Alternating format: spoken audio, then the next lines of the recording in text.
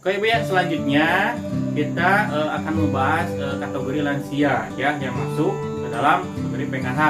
Yang mana Kementerian Sosial pada kesempatan hari ini kita harus menjelaskan kategori lansia yang masuk PKH itu kira-kira umur berapa puluh tahun.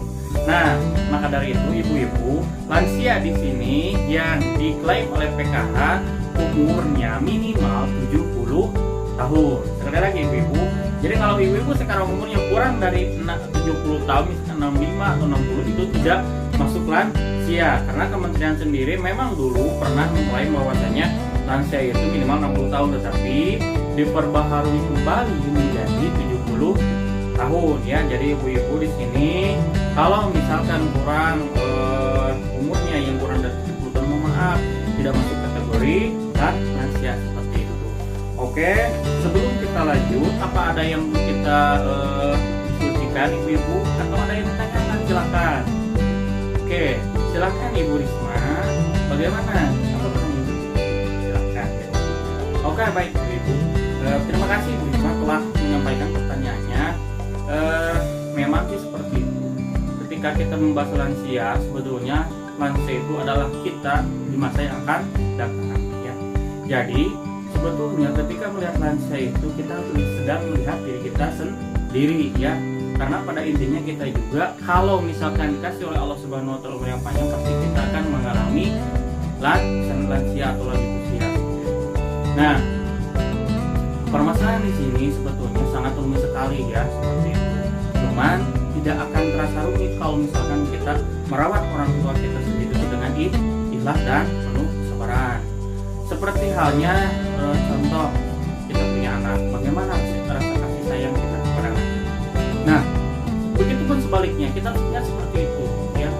Kita cinta kepada anak kita. Nah, sekarang kita harus cinta pada orang tua kita karena begitu juga kita diperhatikan ya, kemudian disayangi, dicintai sekolah sampai seperti itu. Dari itu sebelumnya kita harus pandai bermuhasabah diri bahwasannya bahwa lansia atau orang tua kita itu yang sudah lanjut usia itu harus kita jaga sedikit, terlepas dari berbagai masalah seperti pertama tadi yang ditanyakan oleh saudara Ibu Risma bahwasanya lansia itu sangat kompleks permasalahannya. Bagaimana sih cara tepat untuk kita menghadapinya? Tadi sudah jawab oleh saya bahwasanya cara yang paling tepat, yang paling lugas adalah dengan cara yang sabar lah. Ingatlah kita kepada masa yang lalu ketika kita masih kecil, ketika kita masih bayi ya, kita harus selalu dirawat, disayangi dan dijaga oleh orang tua. Maka dari itu kita setidaknya sekarang kita harus membalas, meskipun tidak akan bisa membalas sejauh mana dan sebesar apapun jasa orang tua kepada kita tidak akan bisa membalas sedikit pun, walaupun itu hanya sebesar biji jara, kita tidak akan mampu untuk membalasnya. Maka dari itu ibu-ibu sekalian, kita termasuk saya juga saling mengingatkan bahwasanya lansia itu adalah kita di masa yang akan datang. Maka dari itu kita harus baik-baik, harus penuh dengan kesabaran, harus penuh dengan keikhlasan dalam merawat lansia ini. Karena salah satu hal dan lainnya kita itu memang banyak maklum pada rasa jengkel. Tapi kita harus ingat, ketika kita merasa jengkel, nah dulu juga orang tua kita itu jengkel atau tidak ketika mengurus kita. Maka dari itu kita harus sabar dan rawatlah ibu kita, rawatlah bapak kita atau ayah kita sesering mungkin. Oke, kalau tidak ada yang ditanyakan, kita akan masuk ke flipchart yang kedua ya. Yang mana flipchart ini ya. Bagaimana sih cara, mengapa sih harus peduli kepada lansia seperti itu? Nah, sebagaimana yang kita ketahui bersama ya, seperti itu tadi kita sudah bahas, ibu sudah baca di buku pintar, kemudian juga bahwasanya ketika kita menghadapi lansia ada beberapa hal yang perlu kita ketahui. Yang pertama, lansia itu sebetulnya masuk dilindungi oleh undang-undang ya, jangan salah. Sekali lagi, yang namanya lansia itu dilindungi oleh Undang-Undang Nomor 13 Tahun 98 tentang kesejahteraan lansia yang memiliki hak yang sama dengan kehidupan bermasyarakat, berbangsa dan bernegara. Ya.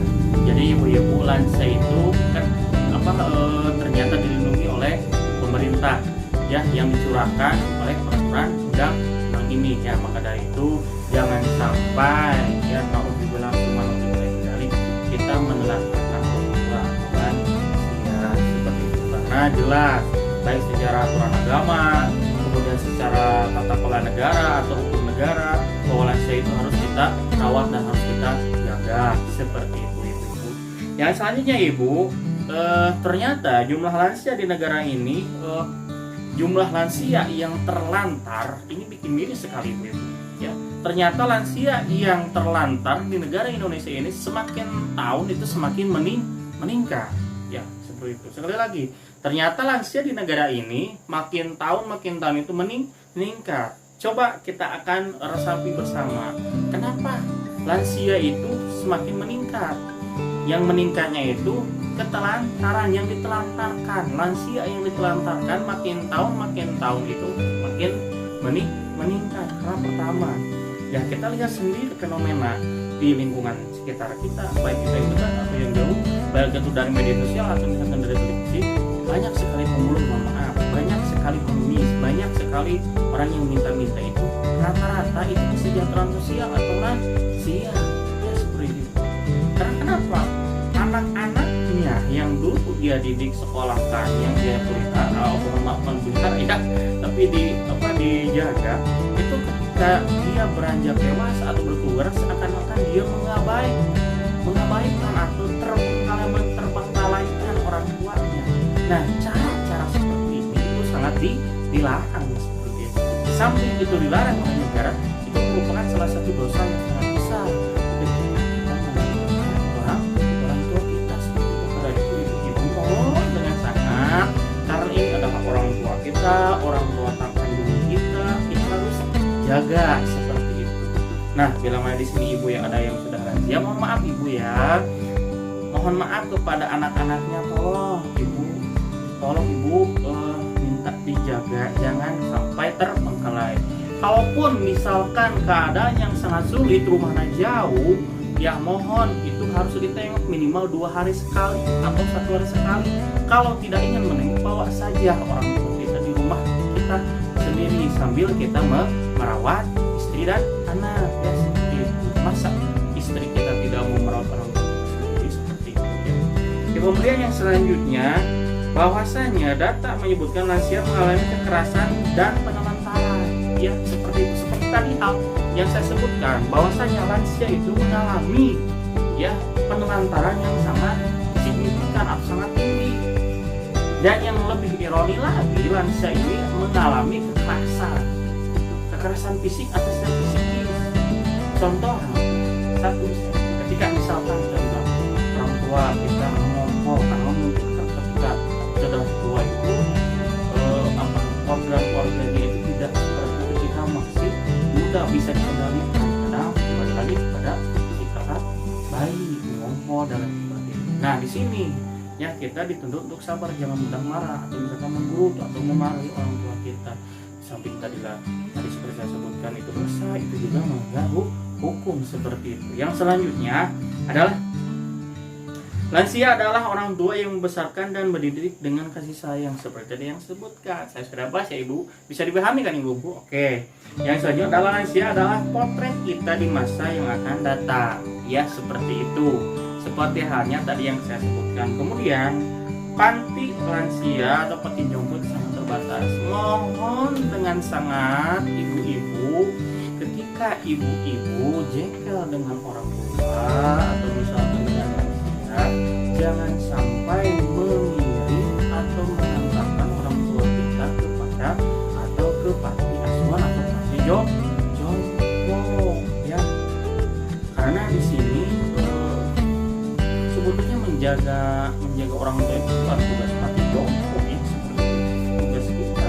Tetapi kalau misalkan ini terpaksa dan tidak ada jalan keluar, atau misalkan anaknya tidak mau merawatnya kemudian dibuang di jalanan jadi pengemis, ya itu mungkin sangat dengan terpaksa ya, daripada mengemis di jalan dengan keadaan kondisi fisiknya yang sangat keadaan lemah, daripada banyak terserang penyakit atau menjadi sebuah penyakit sosial yang lain, kita bantu untuk mengantarkannya ke panti jompo itu ke jalan terakhir, jalan keluar terakhir. Dan tentunya kita tidak sendiri ya ibu-ibu, mungkin kita bisa meminta bantuan dari RT, RW atau misalkan kelurahan setempat yang bisa memobilisasi atau bisa membantu kita mengurus dan menitipkan lansia ini ke panti jompo. Tapi itu mungkin menjadi alternatif terakhir kalau misalkan tidak ada lagi jalan keluar seperti itu. Baik ibu-ibu, itu saja yang bisa saya sampaikan pada langkah 3 dan langkah 4 ya. Mohon maaf, bukan langkah tapi poin 3 sampai poin 4, langkah 2 ya, langkah 2 poin 3 sampai 4 saya cukupkan sekian. Wabillahi taufiq. Assalamualaikum warahmatullahi wabarakatuh.